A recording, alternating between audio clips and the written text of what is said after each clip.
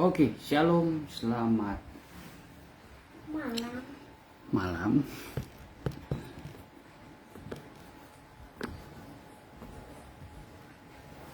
Ya. Baik. Pada malam hari ini kita melanjutkan ya apa yang menjadi materi kita di dalam kitab Sirah Sulaiman, pasal yang ketiga ayat yang pertama. Kita berdoa. Terima kasih Tuhan, pada kesempatan malam hari ini Engkau masih memberikan kekuatan kesehatan yang sempurna. Di dalam aktivitas kami Engkau sudah menjaga melindungi kami, dan kiranya saat ini Engkau buka hati kami, beri pengertian, Roh-Mu memimpin dan memberikan hikmat bagi kami untuk kami dapat mendalam akan kebenaran firman-Mu. Di dalam nama Yesus kami akan memulaikan pendalaman Alkitab pada saat hari ini. Haleluya. Amin. Ya.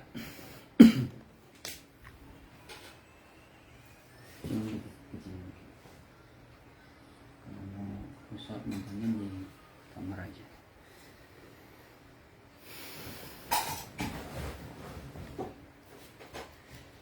Ya. Sehingga gereja pengantin menjadi malas makan firman Tuhan yang benar, malas membaca pengungkapan rahasia firman Tuhan yang mengakibatkan kelaparan secara rohani dan sampai kepada ketiduran rohani, sehingga menjadi lemah, bahkan lalu mati, dikuburkan sehingga menjadi tulang-tulang kering.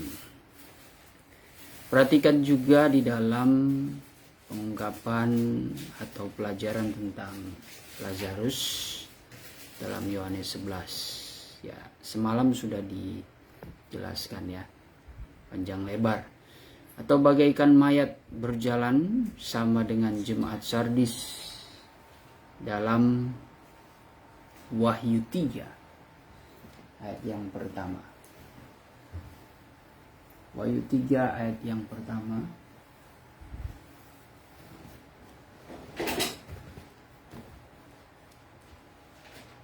Mengenai jemaat Sardis ayat 1 sampai ke 6. Ya, memperhatikan juga Yeskel 37 tentang tulang-tulang kering yang berserakan. Hal yang kedua sekarang ya adalah karena makan atau menerima pelajaran yang salah berarti salah makan. Bila orang salah makan mengakibatkan tubuh sakit, dan kalau menjadi sakit maka ia akan mudah lemah dan sedikit-sedikit akan tidur dia. Ahli-ahli Taurat atau Farisi dan imam-imam sebagai utusan daripada Tuhan yang memimpin dan dipercayakan akan suatu bangsa yang besar ya, di mata Tuhan, yaitu bangsa Israel, bahwa Tuhan telah memberikan firman-Nya ya, kepada ahli Taurat dan Farisi, dan itu bagaikan suluh dan pelita. Mazmur 119 ayat yang ke-105.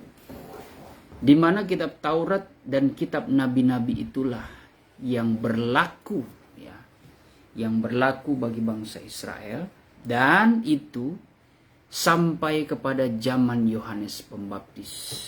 Kita baca Lukas 16 ayat yang ke-16 ya. Sebentar.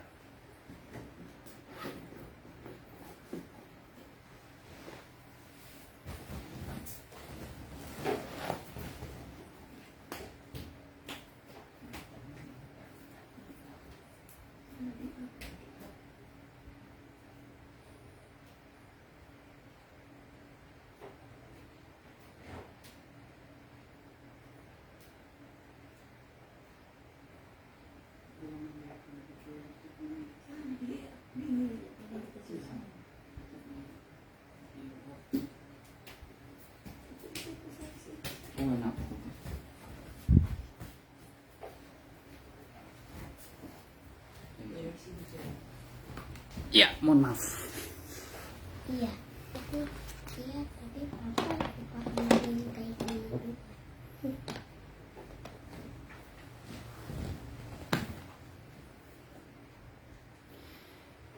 Lukas 16 ayat yang ke-16.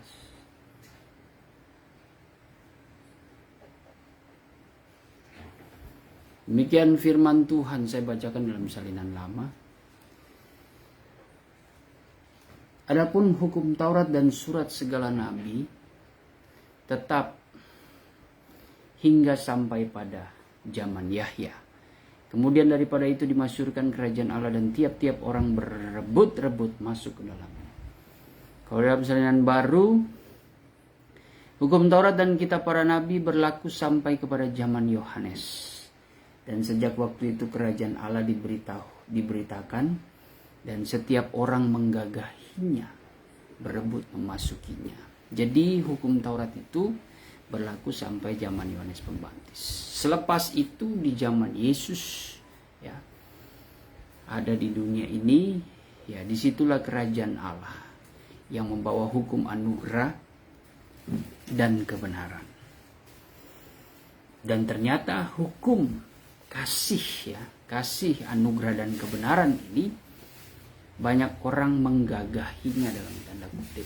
Artinya orang berebut masuknya. Karena pada kenyataannya memang hukum kasih yang dibawa oleh Yesus itu disenangi oleh banyak orang. Kecuali kaum-kaum radikal ini, ya. Mereka tidak suka, walaupun sebenarnya hidup mereka itu membutuhkan belas kasihan. Tapi kesombongan mereka itu menjadi membuat kehidupan mereka itu memiliki kekerasan hati, ya, tidak suka mengampuni, ya, selalu menuntut, ya, menuntut dalam hal agamawi, ya, khususnya di kalangan Yudaisme, ya, golongan Yudaisme, mereka menuntut atau memberikan kuk lewat hukum-hukum yang ada, tetapi kehidupan mereka sendiri tidak melakukannya. Nah, ini ada suatu kemunafikan, ya. Suatu kemunafikan di balik disiplinnya mereka, ya. Di balik kefanatikannya mereka itu di dalam membela hukum Taurat, ya. Ternyata hidup mereka itu tidak lebih baik, ya, daripada umat Tuhan, daripada umat yang diajarkan di dalam hukum Taurat oleh mereka. Nah, ini berbahaya. Makanya kerajaan Allah ini yang membawa hukum anugerah dan kebenaran, yaitu justru banyak disenangi orang. Ya, hukum anugerah dan kebenaran itu menyimpan suatu perbuatan, bukan menyimpan, menunjukkan suatu perbuatan kasih yang bisa nampak di dalam kehidupan Yesus Kristus yang menjelma menjadi manusia. Terbukti Yesus Kristus itu masuk ke tempat orang-orang yang dianggap orang-orang berdosa, dan memang betul para pemungut cukai, ya, bahkan di situ ada orang-orang yang dianggap berdosa, orang-orang yang melawan hari Sabat, orang-orang yang disebut sebagai perempuan yang berzina. Justru Yesus bergaul dengan mereka, ya. Bukan berarti keberadaan Yesus di tengah-tengah mereka itu lalu Yesus menyetujui akan kehidupan mereka, tidak. Tapi bagaimana Yesus masuk dalam lingkungan mereka untuk mengajarkan mereka, mendidik mereka, ya, merangkul mereka, memperbaiki mereka sebagai suatu bangunan yang rusak, ya, sebagai suatu ciptaan, ya, yang rusak. Dan Yesus hadir kepada mereka dengan kelembutan oleh kasih-Nya, ya, oleh kasih-Nya. Walaupun pengajarannya itu tidak abu-abu, saudara. Pengajaran itu ya di atas ya, tidak di atas tidak. Hitam dan putih itu terang, jelas, tegas. Hitam-hitam, putih-putih itu yang diajarkan. Tidak ada yang abu-abu. Makanya terangnya akan pengajaran itu seringkali menimbulkan kontroversi. Ya, kontroversi. Tetapi kelembutan, ya, kehidupannya itu disukai banyak orang. Walaupun itu juga pro dan kontra ya. Ada yang memanfaatkan kebaikannya, namun orang-orang yang memanfaatkan kasih yang dimiliki oleh Yesus Kristus yang bukan dimiliki. Ya, Yesus Kristus adalah cerminan daripada pribadi Allah, hakikat Allah, dialah kasih. Bukan Allah memiliki kasih, tapi Allah itu adalah kasih. Jadi Yesus Kristus ya, memberikan, mewujudkan, ya, menampilkan kasih itu dalam perbuatan-perbuatan ketika dia melayani jiwa-jiwa. Ya, itu yang membuat Yesus itu disukai banyak orang, tapi dibenci oleh kaumnya sendiri, oleh para ahli Taurat ya.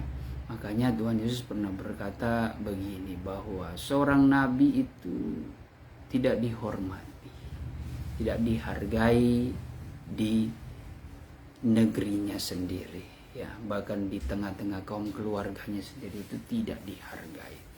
Itulah nasib ya, nasib yang dialami oleh Yesus sendiri, dan itu akan berlaku dalam kehidupan kita. Lalu adapun umat Israel dalam ukuran firman Tuhan adalah pengantin.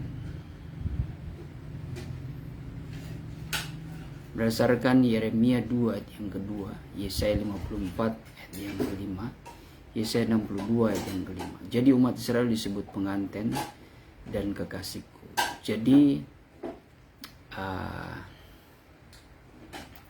sebagai Israel rohani kita ini ya, ukurannya itu kita dikatakan gereja pengantin, karena kita adalah istrinya ya, istri daripada Tuhan. Tentu kalau disebut sebagai istri atau kekasih, maka patutlah apa yang dikatakan dalam kitab Injil maupun suratan Rasul Paulus kepada jemaat yang ada di Efesus mengajarkan bahwa hidup suami istri berdasarkan kasih Kristus ya, bahwa istri bermula dari suami yang mengasihi istri, dan istri yang mengasihi suami menghormatinya, tunduk akan setiap perintah-perintahnya. Tetapi seorang suami harus mengasihinya. Ya, seorang suami bagaimana bertanggung jawab ya, merawat dirinya, begitulah yang dia lakukan kepada istrinya ya, itu sama seperti Kristus yang adalah kepala daripada jemaat, dan jemaat itu sendiri bagaikan istri kekasihnya. Maka kalau kita sebagai Israel rohani, sepatutnya kita adalah kelompok orang-orang yang dipanggil dan dipilih Tuhan untuk menjadi kekasih hatinya Tuhan. Kita harus menjadi orang yang senantiasa tunduk, menghormati akan firman daripada kekasih kita sebagai kepala daripada jemaat. Kalau tidak, saudara bukanlah ukuran sebagai orang Israel. Umat Israel adalah bayangan gereja pengantin yang Tuhan pilih dari berbagai suku, bangsa, bahasa, dan kaum, yang menjadi bangsa yang kudus sehingga menjadi kekasihku dan pengantinku ya. Menjadi kekasih Tuhan dan pengantin Tuhan. Artinya di sini Tuhan sedang mendeklarasikan bahwa menjadi pengantin Tuhan itu yang ditujukan kepada kita yang percaya ya. Dan itu tidak diperuntukkan hanya keturunan Abraham secara DNA ya. Harus bangsa keturunan Israel secara lahiriah, tidak. Tapi aku pilih dari berbagai suku, bangsa, bahasa, dan jadi seluruh bangsa ya. Seluruh bangsa itu berhak menerima Yesus Kristus dalam hidupnya. Dan siapa yang percaya, siapa yang dipilih Tuhan, dialah orang-orang yang mau hidup menuruti akan firman Tuhan, berbuah-buah di dalam kebenaran. Itu cerminan ya, itu ukuran bahwa kita ini adalah orang Israel secara rohani, Israel yang sebenarnya ya, seperti kata Rasul Paulus bahwa Israel yang sejati itu bukan secara lahiriah, ya, tetapi Israel yang sejati itu adalah secara batinnya, ya. Karena memang menurut sejarah peradaban, ya, umat pilihan Tuhan, manusia, ya, yang ada di muka bumi ini, bahwa ternyata Tuhan sudah banyak kali melihat ada suatu kesalahan yang dibuat manusia, di mana puncaknya itu di zaman Yesus Kristus, bahwa mereka sebagai golongan Yudaisme, orang-orang yang sudah dipercayakan oleh hukum Taurat, wahyu daripada Tuhan yang Tuhan turunkan kepada Musa, Musa turunkan kepada umat pilihan Tuhan, tapi tampaknya hukum mereka itu mereka rombak, perjanjian yang Tuhan berikan itu mereka rusakkan, ya, mereka rusakkan, sehingga ini membuktikan di lain sisi kita bisa melihat bagaimana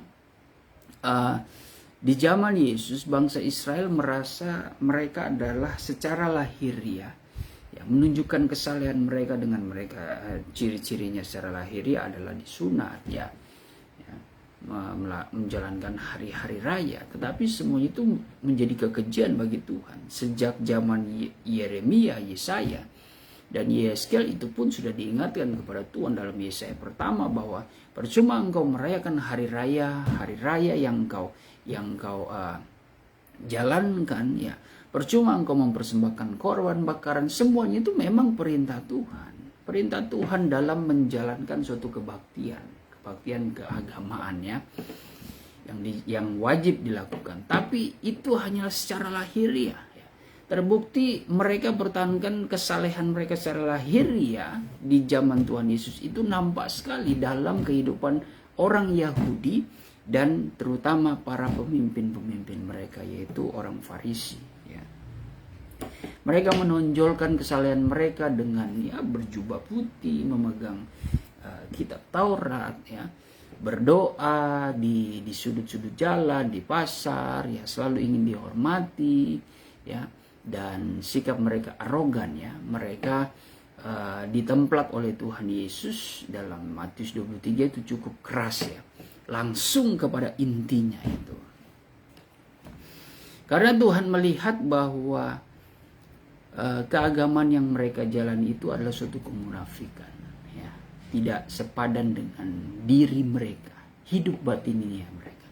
Maka sehingga disimpulkan, ya, oleh ilham Roh yang berbicara kepada Rasul Paulus, sebenarnya itu Tuhan yang berbicara bahwa kemunafikan yang dimiliki bangsa Israel menjadi kejatuhan dalam hidup mereka. Mereka mempertahankan sisi luarnya, ya, tetapi secara batinnya mereka menyakiti hati Tuhan. Makanya Tuhan pernah berkata bahwa ibadah mereka itu percuma karena yang mereka jalankan, yang mereka lakukan itu, ya, hanyalah perintah-perintah daripada manusia.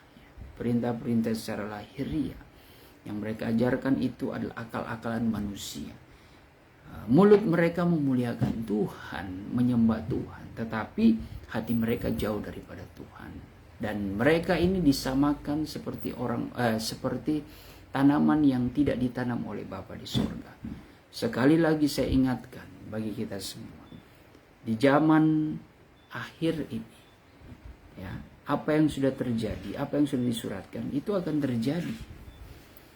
Kenapa? Karena memang roh yang bekerja, roh yang bukan daripada Tuhan yang bekerja di zaman dahulu kala, roh itu belum hilang, belum mati, belum dibinasakan oleh Tuhan, tetapi masih diizinkan Tuhan berkeliaran, saudara. Itulah roh setan. Kalau roh setan itu sudah habis di zaman Yesus, ya, kita tidak menjadi orang yang berdosa. Kita tidak menjadi orang yang menyakiti orang, yang saling menyakiti, yang berselisih, yang saling bertengkar, yang saling iri cemburu, yang saling lapor-melapor, yang saling menjatuhkan, yang saling merugikan. Ya, bahkan, ya, yang memiliki, yang ingin berkhianat, yang ingin melukai. Tidak mungkin, ya. Kita berpikir saja kalau seandainya sudah selesai di kayu salib, ya, memang di kayu salib itu adalah suatu misi daripada Sang Mesias menyelesaikan tugas. Ya. Tugas bagaimana Tuhan Yesus mendamaikan murka Allah kepada manusia. Ya. Karena manusia sudah murtad. Sehingga dengan salib Kristus itu membuat manusia harus sadar. Pertama, Yesus yang membebaskan kita. Ya. Yang membuka jalan keselamatan bagi kita. Terbuka bukan saja bagi bangsa Israel, ya, secara lahiriah, tetapi bagi segenap kaum bangsa. Anugerah Tuhan itu terbuka. Pengampunan itu terbuka di mata Tuhan. Yang kedua adalah bagaimana kita harus betul-betul mau taat dan setia, melakukan akan kebenaran firman Tuhan, mau menanggapi, ya, akan setiap kebenaran, akan ajakan daripada Yesus Kristus. Marilah, datanglah kepadaku yang lemah, yang letih, ya, dan berbeban berat. Tuhan berbicara ini bukan sekedar pergumulan kita dalam refleksi kehidupan kita itu, ya, seperti menghadapi masalah di keluarga, masalah pertemanan, masalah di kantor, pekerjaan, usaha bisnis. Bukan sekedar itu, saudara. Tapi Tuhan sebenarnya berbicara tentang beban berat yang ditanggung orang-orang yang sesungguhnya mereka itu menanggung dosa, ya. Menanggung akan masa lalu mereka, ya, yang membuat mereka lemah, membuat mereka itu tidak berdaya, rasanya ingin menghabisi dirinya sendiri. Ya, itu secara intinya seperti itu. Bahwa datanglah, ya, marilah datanglah kepada Yesus yang akan menyelamatkan, yang akan menenangkan jiwa. Ya. Artinya kalau kita datang kepada Dia, kita percayakan bahwa Dia adalah jalan, kebenaran, dan hidup. Berarti hidup kita itu pasti betul kalau kita mengikuti aturan main daripada Yesus Kristus. Kalau tidak, ya jangan harap kita akan menjadi orang yang kuat. Kita merasa mungkin hidup kita sebagai manusia yang mungkin kita memiliki harta kekayaan, kita merasa kita kuat. Tetapi sesungguhnya kita adalah orang-orang yang lemah. Ya. Orang-orang yang lemah menerima ujian. Ya. Ujian itu didatangkan untuk menguatkan kita, memurnikan apakah kita kuat di dalam Tuhan.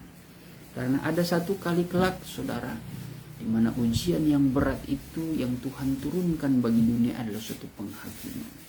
Ya. Ujian di mana ujian iman bahwa manusia harus memilih jalannya secara paksa. Ya, ada masa-masa itu.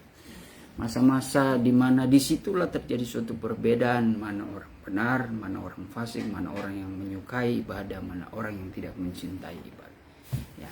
Ada saat-saat momen-momen tertentu, ya, mereka pilih menyangkal Yesus atau mereka memilih mereka tetap memegang kebenaran walaupun nyawa taruhannya. Ya, kalau mereka yang tidak tahan uji, mereka yang begitu bergantung kepada keinginan dunia, ya, di mana keinginan dunia itu yang mengikat kehidupan mereka dengan suatu tawaran-tawaran lewat harta kekayaan dunia, kerajaan dan kemegahannya, maka mereka tidak terbiasa, ya, untuk merelakan itu semua, ya. Mereka lebih mengikuti kehendak hawa nafsu mereka daripada mereka memilih kehendak Tuhan. Nah, ini sangat disayangkan dan ini sudah banyak terjadi, ya. Umat Israel adalah bayangan gereja pengantin yang aku pilih, ya, ini sudah. Karena perjanjian lama adalah merupakan bayang-bayang segala perkara yang akan datang. Perhatikan Kolose 2 ayat 16-17 dan hubungkan dengan 1 Korintus 10 ayat pertama sampai 11 dan Ibrani 10 itu apa, ya? Ibrani 10 ayat yang ke-1 mengatakan begini. Di dalam hukum Taurat hanya terdapat bayangan saja dari keselamatan yang akan datang dan bukan hakikat dari keselamatan itu sendiri.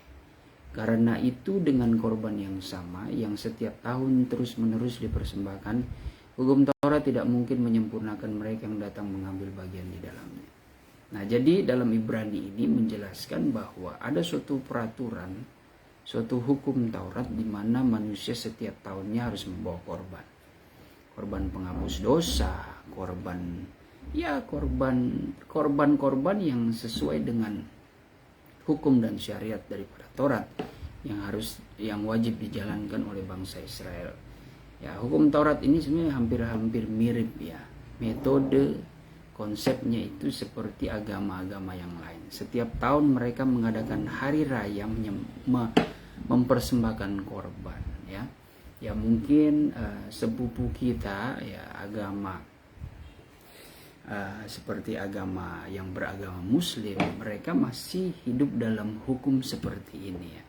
Setiap tahunnya mereka mengadakan suatu persembahan korban ya, membawa korban penghapus dosa, korban keselamatan bagi mereka, korban amal ya. Kita tahu itu ya, kita hormati ya, akan kepercayaan mereka. Tetapi kita yang sebagai umat yang percaya, tidak ada lagi korban setiap tahun. Saudara bayangkan kalau gereja menyajikan ya, bahwa setiap jemaat itu harus mempersembahkan korban, dan korban yang paling mahal, paling hebat itu sapi berharga sampai 2-4 miliar ya. Luar biasa ya. Tapi sesungguhnya rahasianya bahwa bukan korban itu yang Tuhan inginkan. Korban yang sebenarnya adalah Roma 12 ayat pertama, di mana Paulus menegaskan ya, garis bawah itu. Saya bacakan ya. Roma 12 ayat pertama. Karena itu saudara-saudara,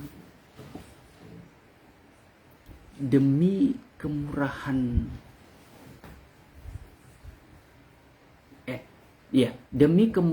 Allah, aku menasihatkan kamu supaya kamu mempersembahkan tubuhmu sebagai persembahan yang hidup, yang kudus, dan yang berkenan kepada Allah. Itu adalah ibadahmu yang sejati ya.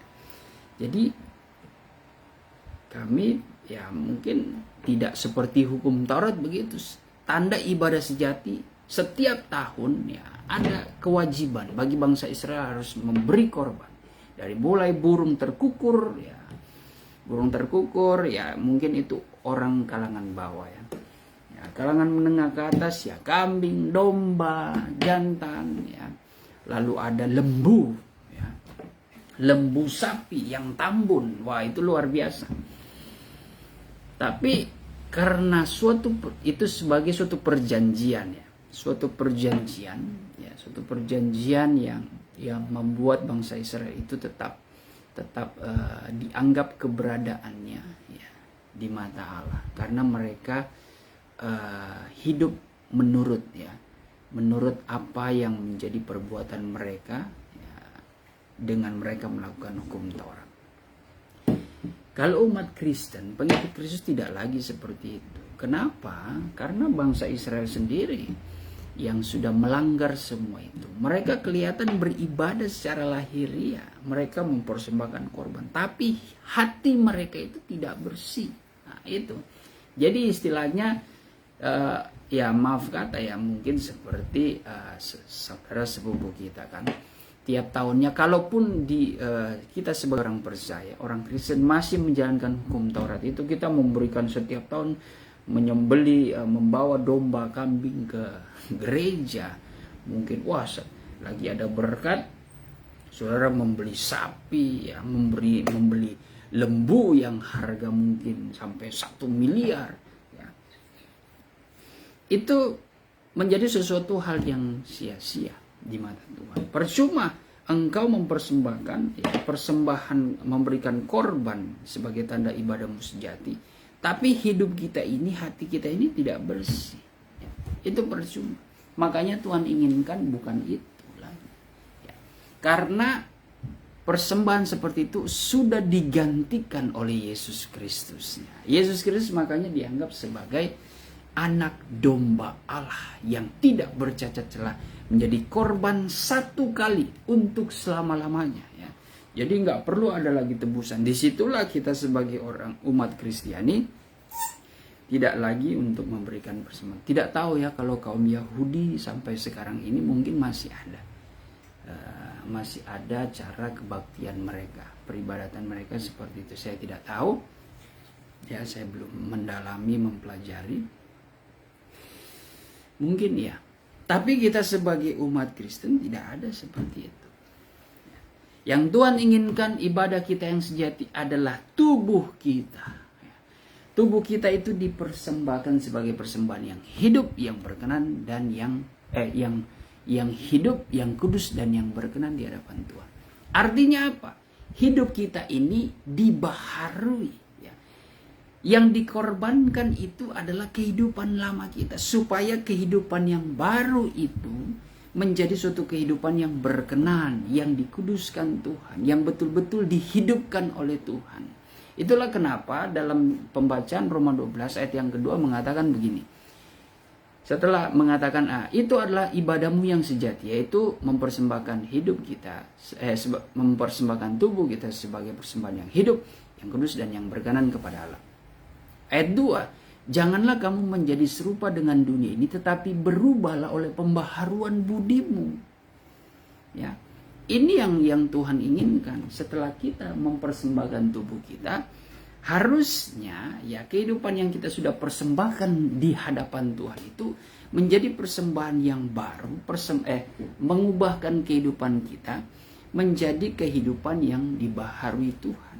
Jangan kita menjadi serupa dengan dunia, ya. Itu salah. Makanya kehidupan kita sebagai ibadah, tanda ibadah yang sejati, membawa tubuh kita itu dipersembahkan, maka kehidupan kita jangan menjadi serupa dengan hidup orang-orang dunia. Kalau hidup kita yang sudah mengenal Kristus, tetapi kehidupan kita masih hidup seperti orang-orang dunia, ya, maka sesungguhnya kita telah menyanyiakan ya korban Kristus yang kita percayai. Ya, sesederhana itu sih kita memahaminya. Pembaharuan budimu sehingga kamu dapat membedakan manakah kehendak Allah, apa yang baik, yang berkenan kepada Allah, dan yang sempurna. Nah, jadi dengan kita membawa hidup kita ya untuk menuruti segala firman-Nya, sepatutnya kita menjadi orang yang tahu membedakan mana kehendak Allah, apa yang baik, yang berkenan, dan yang sempurna.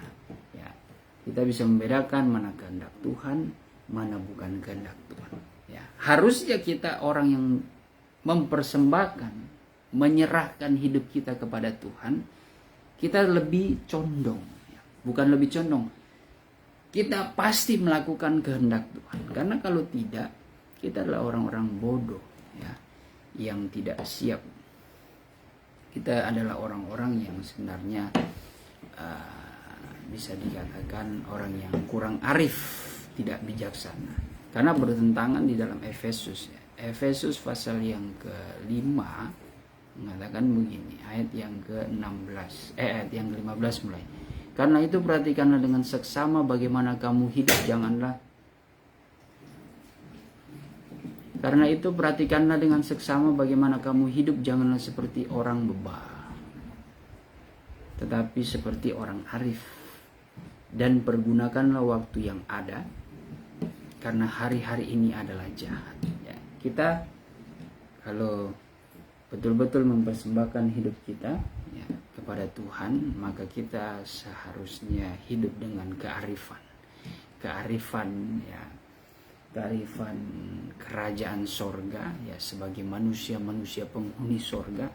Maka kearifan yang kita pertahankan, adat istiadat kerajaan sorga ya, yaitu kebaikan, kebenaran ya, keadilan ya, yang membawa sukacita, membawa damai sejahtera. Itu hidup kita seharusnya seperti itu, sehingga kita bisa mempergunakan waktu yang ada. Ini semua berbicara nafas. Selama kita masih bernafas, itu waktu kita ya. Selama kita hidup di dunia ini, kita diberi kesempatan untuk berjalan melewati waktu ini, waktu-waktu yang diberikan Tuhan. Selama kita masih bernafas, bergerak, ya, beraktivitas, maka gunakanlah itu. untuk melakukan kehendak Tuhan ya. Jangan kita menjadi orang yang bebal yang selalu hidup melawan kehendak Tuhan. Ya simpel saja, kalau hidup di dalam Tuhan pasti kita menjadi orang yang baik di mata Tuhan maupun di mata manusia. Menjadi orang baik di mata Tuhan saja seringkali masih kurang ya, masih kurang di mata manusia ya. Tapi lebih baik seperti itu daripada saudara kelihatan baik di mata manusia tetapi di mata Tuhan saudara adalah orang yang mati ya, ya seperti penjelasan kemarin jemaat Sardis, mereka dikatakan oleh Tuhan menyangkakan dirinya hidup tetapi di mata Tuhan mereka mati ya, itu kan percuma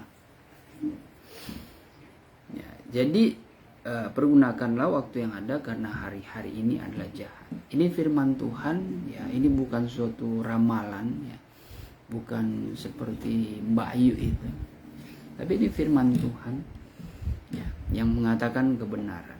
Kalau firman Tuhan mengatakan hari-hari ini adalah jahat, betul, itu benar adanya. Setiap hari kita pasti akan melihat berita atau kita mengalaminya. Ada saja hal-hal yang jahat itu terjadi dalam kehidupan kita. Ada saja hal-hal yang buruk terjadi dalam kehidupan kita. Sebab itu janganlah kamu bodoh, tetapi usahakanlah supaya kamu mengerti kehendak Tuhan. Nah ini kata kunci. Kalau kita mau mengerti kehendak Tuhan, kita bukan orang yang bodoh. Tapi kalau kita sudah tahu kebenaran, tapi masih melakukan, ya, masih bebal, ya, masih melakukan hal yang jahat, apalagi menjadikan hidup kita itu serupa dengan dunia, ya, firman Tuhan ini cocok bagi kita. Kita adalah orang yang bodoh, ya. Kita adalah orang yang bebal, karena orang bebal itu identik dengan suatu perbuatan yang bodoh, ya. Coba saja melihat anak-anak yang seringkali bebal melawan orang tua. Nah, mereka hidupnya akan jatuh dalam kesalahannya. Ya, karena ya orang tua yang baik ya tentunya orang tua yang baik selalu mengajarkan karena sudah mengalami jauh lebih daripada kehidupan anaknya. Jadi di mana orang tua melihat anaknya mungkin pergi ke kiri, wah dia akan jatuh begini. Ya, makanya dia kasih saran, dia kasih nasihat. Tapi anaknya itu merasa wah yang ke kiri ini bagus, ya nggak usah atur saya. Nah, akhirnya ya sudah. Orang tuanya mungkin berhenti berbicara, yang penting sudah sampaikan, akhirnya dia jalani hidupnya dan dia betul jatuh. Akhirnya dia menyesal. Nah, itulah anak-anak bebal ada itu, dia misal anak bebal itu akan jatuh dalam kesalahannya oleh karena kebodohannya. Ini bukan berbicara hanya satu sisi saja mengenai anak secara literally ya, bukan anak secara sebenarnya, tapi anak-anak Tuhan ya. Anak-anak Tuhan mencerminkan anak-anak yang sudah mengenal Tuhan dan firman-Nya. Tapi bebal. Nah, akhirnya jatuh. Jadi orang bodoh. Banyak di antara kita di zaman sekarang ini, kita anak-anak Tuhan. Tapi hidup kita masih duniawi kan. Masih suka mabuk, main judi, ya, main perempuan, main laki-laki, apalagi. Ya banyaklah hal-hal yang seringkali kita meremehkan ya. Bapa kita di sorga sebagai orang tua kita ya, sebagai Bapa kita yang senantiasa memberikan firman-Nya, menunjukkan jalan-jalan yang baik, tapi karena kita bebal, kita mengikuti segala keinginan kita, akhirnya kita jatuh ya, kepada kesalahan kita sendiri ya. Akhirnya ketika kita jatuh, balik lagi ke Tuhan, minta tolong sama Tuhan, dan sudah ditolong jatuh lagi. Habis jatuh, menyesal, balik lagi kepada Tuhan. Wah, itu kalau kita bayangkan bagaimana Tuhan itu seperti suami kita, ya, seperti gambaran kepada Efesus, itu sama saja kita itu sudah berzina. Ya. Berzina rohani kalau yang disampaikan oleh Alkitab adalah umat Israel yang disebut kekasihnya Allah. Tetapi mereka menyembah berhala, artinya ada suatu persekutuan yang intim dengan berhala, dengan ilah-ilah lain, itu disebut perzinahan rohani ya. Mereka menyembah Tuhan, mereka kenal Tuhan, kekasihnya ya. Mereka intim dalam penyembahan dengan Tuhan. Penyembahan mereka itu menggambarkan keintiman hubungan yang intim ya. Ya seperti hubungan intim suami istri, itulah gambarannya. Gambaran penyembahannya umat Israel dengan Tuhan itu, kekasih itu begitu intim ya. Begitu intim. Nah, ketika mereka sudah kenal Tuhan sebagai kekasihnya, sebagai suami mereka, tapi mereka tiba-tiba mencintai ilah lain. Nah, itu kan kalau dalam dunia nyata sama seperti suatu perselingkuhan, perzinahan ya. Kalau dalam hukum pernikahan, bahwa orang yang melakukan seperti itu, misalkan suami menceraikan istrinya, ya dia menjadikan istrinya itu berzina ya. Bahkan itu cukup ketat kalau jikalau istri yang sudah bercerai itu bertemu dengan laki-laki lain dan dia menikah, maka dia adalah orang yang sudah melakukan zina. Nah, jadi hukumnya cukup berat ya. Karena memang pengalaman seperti digambarkan bangsa Israel yang dicintai Allah, yang dipilih Tuhan, yang menjadi kekasihnya, ya, yang setia, yang senantiasa merawat bangsa Israel, tapi bangsa Israel itu mencintai ilah lain dengan menyembah berhala, itu memedihkan hati Tuhan, karena mereka pun mencintai berhala itu yang tidak bisa memberikan hidup kepada bangsa Israel. Berhala itu kan menggambarkan suatu sebenarnya mereka membuat patung yang buatan manusia itu sendiri. Ya sebenarnya dalam dunia nyata ini menjadi suatu kesan juga ya. Biasanya orang ya terjadi suatu perzinahan, perselingkuhan, ya tidak ada yang namanya perselingkuhan itu hidup mereka itu lebih baik. Hidup dalam perselingkuhan, hidup dalam perzinahan, tidak ada yang lebih baik. Memang nikmat secara daging, memang mungkin merasa senang ya, merasa senang secara daging, iya, tapi itu menjatuhkan, menghancurkan kehidupan mereka. Mereka ya justru akan menyesal nanti dan mereka akan berbalik. Ya, tapi dalam realitanya biasanya yang berbalik sudah kecewa dan sebagainya. Ya merasa ya di dunia nyata seringkali yang setia, yang tulus itu dikecewakan. Ya. Itu yang terjadi. Karena itu sebenarnya juga sudah terjadi dalam pengalaman antara Allah dengan umat pilihannya itu. Allah sering dikecewakan. Makanya ada suatu firman Tuhan yang mengatakan, karena engkau sudah menyakiti hatiku dengan engkau mencari Allah-Allah lain, engkau menyembah berhala, maka aku mencari orang-orang yang tidak pernah mengenal aku, yang tidak pernah berseru kepadaku, ya, aku akan datang kepada dia, aku akan memberikan pertolongan. Nah, itu suatu bentuk seperti pelampiasan ya, tapi itu hanyalah suatu gambaran saja. Artinya suatu kekecewaan Tuhan melihat kekasihnya seperti ya udah dia lebih baik mencari orang-orang kekasih yang lain ya, kekasih yang lain yang mau setia, yang mau percaya kepada dia. Itu sebenarnya sama seperti bangsa Israel yang dikhususkan, yang tadinya bangsa Israel itu adalah suatu bangsa yang dikenal dan dipilih di antara segenap bangsa ya. Sebagai ayat terakhir saja untuk menutupi ya. Amos 3 ayat yang kedua mengatakan begini. Hanya kamu yang ku kenal dari segala kaum di muka bumi ini. Nah, jadi Tuhan hanya mengenal umat pilihan ya, karena dia mencintai umat Israel sebagai kekasihnya. Ya sama di dalam dunia nyata seperti seorang pria, kalau dia mencintai wanitanya ya udah, walaupun banyak wanita tetapi dia hanya mencintai, dia hanya mengenal lebih dalam akan pribadi dari wanita yang dia cintai, tidak perlu wanita lain. Makanya ada kitab Amsal 31 ya. Itu suatu pernyataan yang cukup romantis. Amsal 31 ayat yang ke-30 kalau tidak salah. Ayat 29 mengatakan begini. Banyak wanita telah berbuat baik, tetapi kau melebihi mereka semua.